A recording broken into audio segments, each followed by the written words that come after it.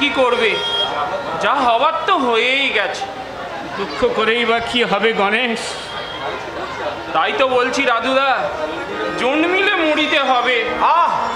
গণেশ দা, হবেই তো, দুঃখ তো তোমাদেরই হবে বাবা। তোমরা ছিলে কিনা একেবারে হরিহর আত্মা। শুধু আজকের ঘটনাটা যা তোমাদেরকে আলাদা করে দিল, তবে বলা যায় না তোমাদের জন্যে যদি ছেড়ে দাও, আমাকে মারবে নাকি? কি হয়েছে বলো, আমাদের কে দায়িত্ব? ওমা, তোমাদের ব্যাপার তোমরাই জানো।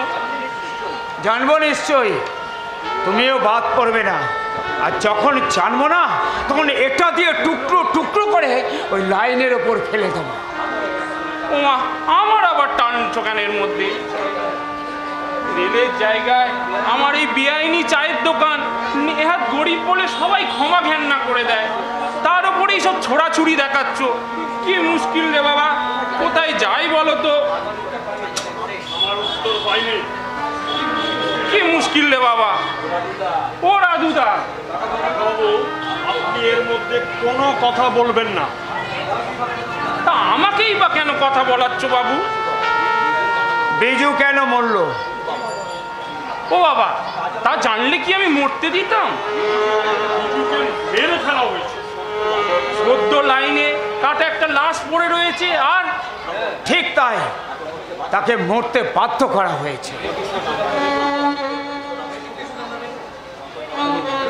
এর প্রতিশোধ আমরা নেবই। সত্যি কথা বল, মেলে কিন্তু এই নরেশ, ওর মাথাটা ঠান্ডা কর, ওর মাথাটা ঠান্ডা কর।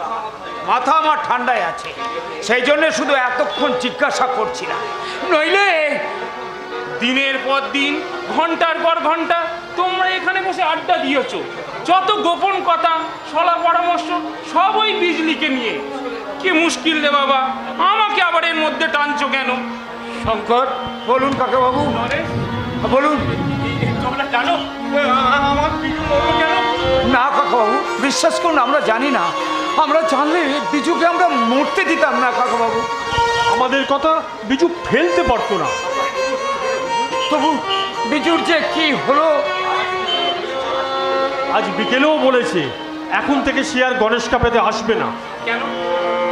জিজ্ঞাসা করেছিলাম, বলেছিল বারে আমার বুঝি বিয়ে হবে না, চিরদিন তোমাদের সঙ্গে হই হই করে কাটালেই চলবে। কয়েক ঘন্টা আগেই যে মেয়েটা বিয়ের আনন্দে মশগুল ছিল, সে নিজে মরতে পারে না কাকাবাবু। বিশ্বাস কি মুশকিল রে বাবা, কেউ মেরে ফেলেছে নাকি? তাকে মরতে বাধ্য করা হয়েছে। কি মুশকিল রে বাবা। আমার সংসার বিজু তবু একটু শান্তি এনেছিল। বাইরে বিজুকে ঘিরে অনেকে অনেক কথা বলতো রাধুদা। বিজু কলেজ ছেড়েছিল, সে টিউশনি করে টাকা আনতো, চাকরির জন্য দূরে দূরে ধারণা দিত। কিন্তু তোমাদের এই সব কাছে আমার অবস্থা ভালো উঠতে রাখছে।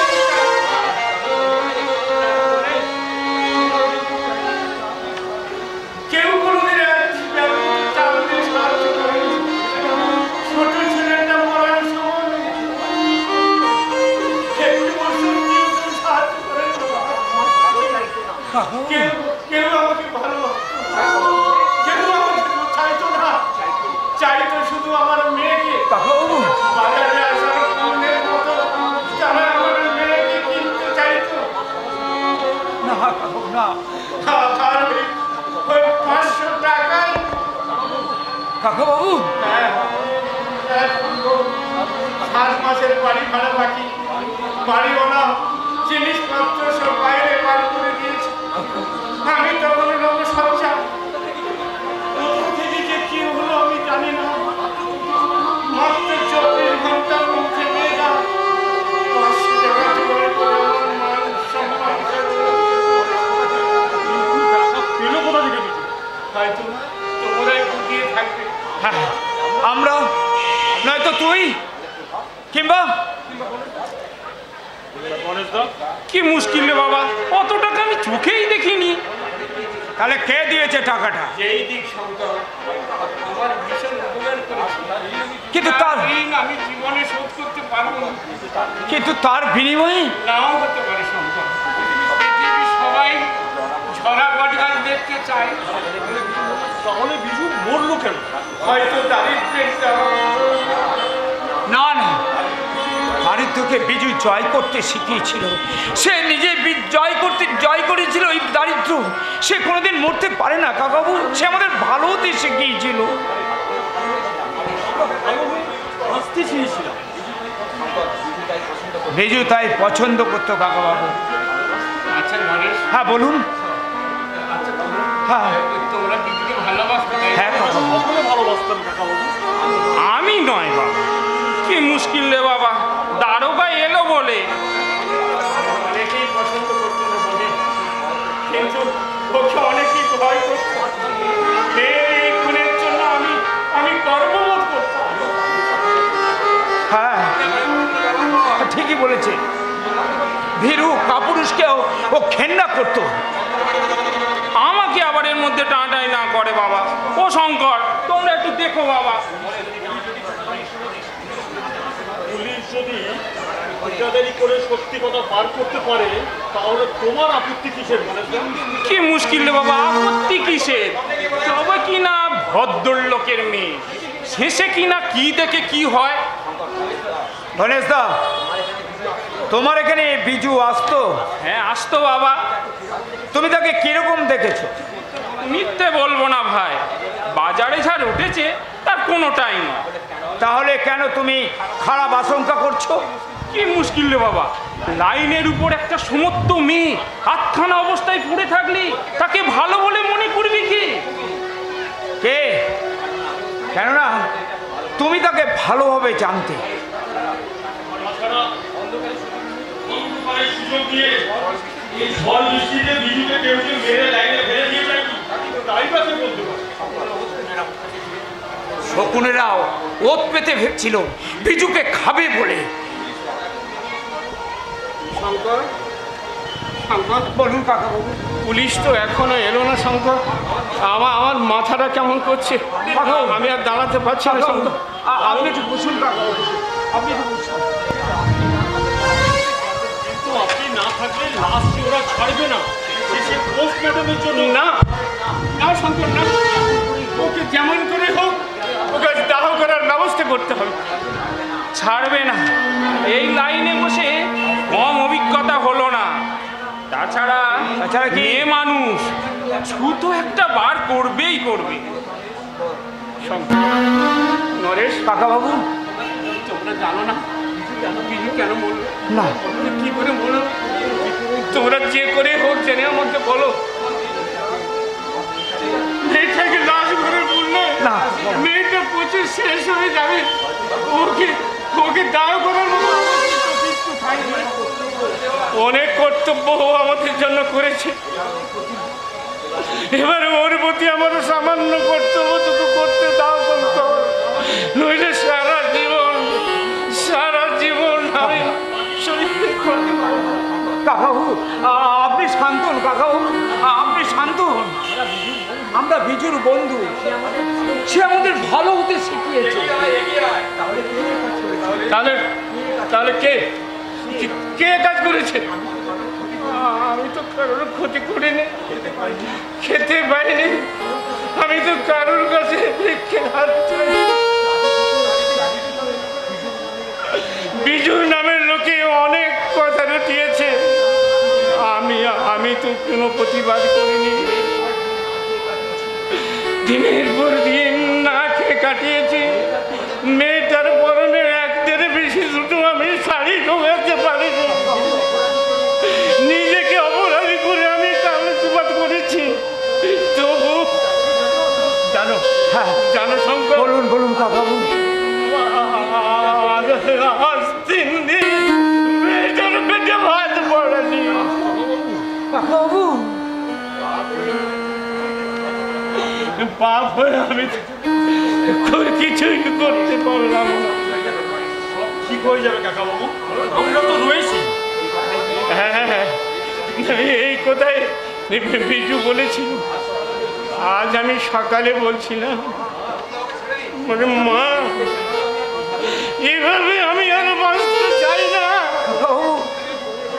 তোদের দুঃখ দেখে এর যে আমার আত্মহত্যা। কাকাবাবু, আপনি শান্ত হন, কাকাবাবু। মেয়েটা কাঁদতে কাঁদতে চিৎকার করে এসে আমাকে জড়িয়ে ধরলো, কাঁদতে কাঁদতে বললো, ও কথা তুমি বলো না বাবা, তুমি বললে আমাদেরকে সব ঠিক হয়ে যাবে, সব ঠিক হয়ে যাবে। কিন্তু শাড়িটা হাওয়ায় নড়ছিল। বিজু আজ চুল বেঁধে এসেছিল। হ্যাঁ, খোপার মালাটা এখনো পরে রয়েছে। হ্যাঁ, ওটা আমি আজই ওকে দিয়েছি। কখন দিয়েছিস? আজ আমরা নদীর ধারে বসেছিলাম যে। কই, আমাকে সে কথা বলিসনি তো? সুযোগ পেলাম কই। ও তাই?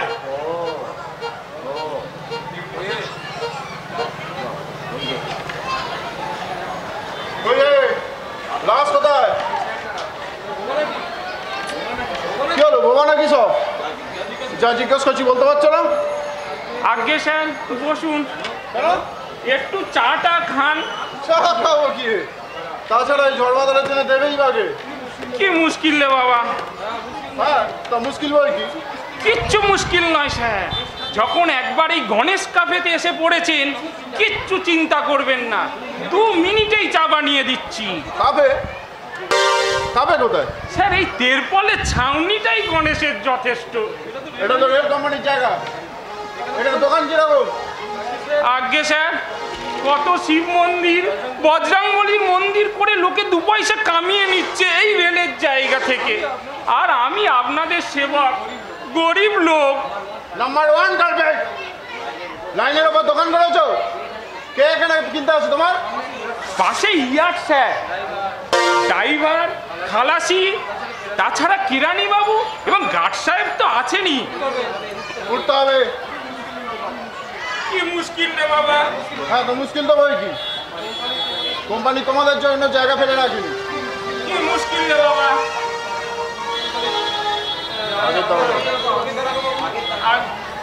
আগে তারকা বাবু কিছু বলেননি, কারণ তার দয়া মায়া ছিল, আমার নেই। কি মুশকিল রে বাবা? হ্যাঁ, তা মুশকিল বই কি? যেতে হবে, স্যার, থানায় যেতে হবে। স্যার, একটা বউ, 3টে ছেলে মেয়ে, তার উপরে 90 বছরের বুড়ি মা, একেবারে মরে যাবো স্যার। ওসব থানায় কথা হবে, আমাকে বলে লাভ নেই। স্যার, একেবারে শেষ হয়ে যাবো। আরে রেল কোম্পানি আমাকে মাইনে দেয়। আচ্ছা ঠিক আছে, 1 কাপ চা করো, যাও। দিচ্ছি স্যার, দিচ্ছি। দেখি তোমরা এখন লাশ আনোনি কেন? আরে তার গোষ্ঠীর পিন্ডি হবে ইন্সপেকশন। এই ঝড় বাদলের দিনে কুকুর বেড়ানোর দিনেই বেরোতা, জানতে? যাও। कुछ लिखने को बाद কিছু লিখতে হবে না, আমি এখান থেকে দেখে নেবো, যা। দেখ যদি ওখানে কোনো কিছু লেখা টেখা পাস দিয়ে আসবি। হ্যাঁ, দুধে লোক, দুধে লোক। ইস সমর্থ মেয়ে, অনেক ঘাটে জল খেয়েছে মনে হচ্ছে। এ তো দিব্যি ভদ্রলোকের মেয়ের মতো চেহারা। হ্যাঁ, আর আজকাল কোন ভদ্রলোক কোথায় কি করছে বলতে পারে। আজকেরই কেকটা ফুরিয়েছে, শুকনো বিস্কুটে কি মন উঠবে? তা হ্যাঁ গণেশ, ওর ডাবর মেয়ে হঠাৎ মরতে গেল কেন? হ্যাঁ স্যার, চোখের সামনেই বড় হয়ে উঠেছে। চেনো নাকি? তাহলে বেওয়ারিশ নয়। বলুন কি জানেন? হ্যাঁ ভাই যাবে, আপনার নামটা কি? রাধানাথ ব্যানার্জি। বামুন হবে, গঙ্গা জলে যত ময়লা। মেয়েটাকে দাহা করবো স্যার। খুব ভালো কথা, স্যাটিসফ্যাকশন কিছু একটা বলে দিন, লাস্ট ছেড়ে দিচ্ছি।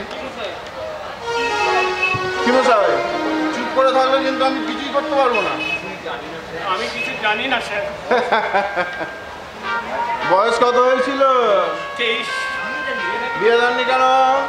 আমার অবস্থার কোনো বাবাই মেয়েকে বিয়ে দিতে পারে না।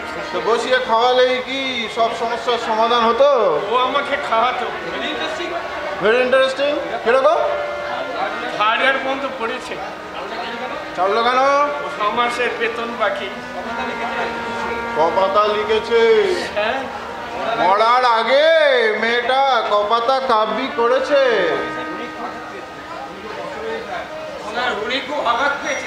তুমি কে? কোথায় দেখেছি মনে হচ্ছে। তোমাকে ব্ল্যাক লিস্টে রাখা হয়েছে, তুমি রেলের মাল চুরি করো।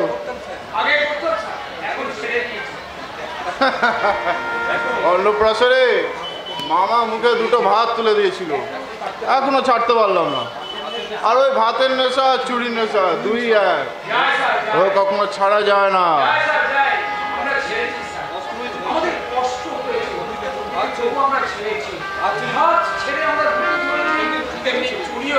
চুপ করো, ঢেবমি করতে হবে না। হ্যাঁ রাধানাথ বাবু, আপনার মেয়ে কিছু লিখে রেখে যায়নি তো? না স্যার। দেখবেন মশাই, কি চেপে যাবেন না জানো, পরে বিপদ হতে পারে কিন্তু। বিজু কিছু লিখে যায়নি স্যার। তবে কি জন্য এমন ঘটলো বলে আপনার ধারণা? কিছু জানি না স্যার। কোনো বিশেষ কারণ? আমার জানা নেই স্যার। আমি একটা কথা বলবো। কোনো দরকার নেই। কি মুশকিল রে বাবা। এই, ঠিক আছে বলো। কেউ খুন করে রেখে যায়নি তো? কেন তোমার হঠাৎ এরকম কথা মনে হলো কেন? সে বিকালেও এখানে এসেছিল আর প্রভাতের সঙ্গে বেরিয়েও গেল। হ্যাঁ প্রভাত খুব ভালো ছেলে স্যার। তবে কেন বললে? কি বলছিল? আমি কথাটা উইথড্র করে না, নিচ্ছি বাবা। বলতে হবে তোমাকে। কি মুশকিল রে বাবা, রাতে বাড়ি ফেরার পথে ওই নিশি শেখরার আমবাগানের কাজটা বড় নির্জন এবং ঘুটঘুটে অন্ধকার, আর ওই রূপ নিয়ে রাত করে বাড়ি ফিরতো। তাই তার মানে অন্ধকারে কেউ খারাপ মতলবে এবং শেষ পর্যন্ত খুন। বেশ, মনে রাখার চেষ্টা করবো। পোস্টমর্টমের রিপোর্টটা আগে আসুক আগে। ব্রাহ্মণের মেয়ে তোকে লাশ করে দেবে না। কর্ম অনুযায়ী ফল তো ভোগ করতেই হবে রাধানাথ বাবু। বিশ্বাস করুন স্যার, আমার মেয়ে কোনো খারাপ কাজ করতে পারে না। সে চিরকালই বড় ছেলের কাজ করে এসেছিল। আমার অক্ষমতার জন্য আমার পিতার কর্তব্য করতে পারিনি, কিন্তু ও তাই বলে নিজের কর্তব্য থেকে সরে দাঁড়ায়নি, বরং প্রয়োজনের তুলনায় অনেক অনেক বেশি করে। আহা মশাই, আপনার পক্ষে ব্যাপারটা যত সহজ বলে মনে হচ্ছে, আমার পক্ষে ব্যাপারটা অত সহজ নয়। লাশ ছাড়া যাবে না। এই, আমার একটা ডিউটি আছে। I can't break the official procedure. তবে স্যার বিশেষ ক্ষেত্রে কিছু কিছু কনসিডার তো আপনারা করে থাকেন। কিন্তু মেয়েটার মরে যাওয়াটা যে খুন হয়ে গেছে কিনা তার তো কোনো বিয়ে নেই। এই জামাদার, এই লাশ ওঠাও।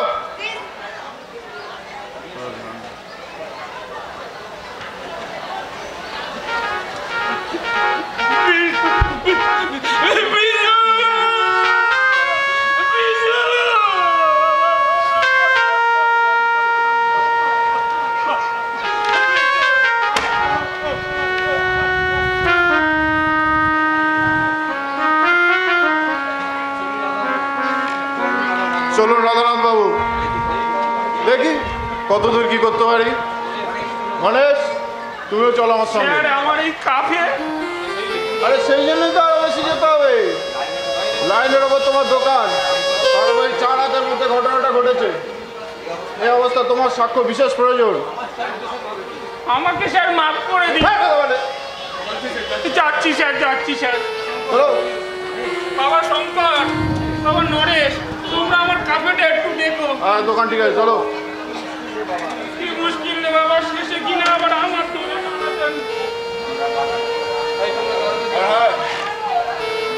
তোমরা যেন গা ঢাকা দিও না।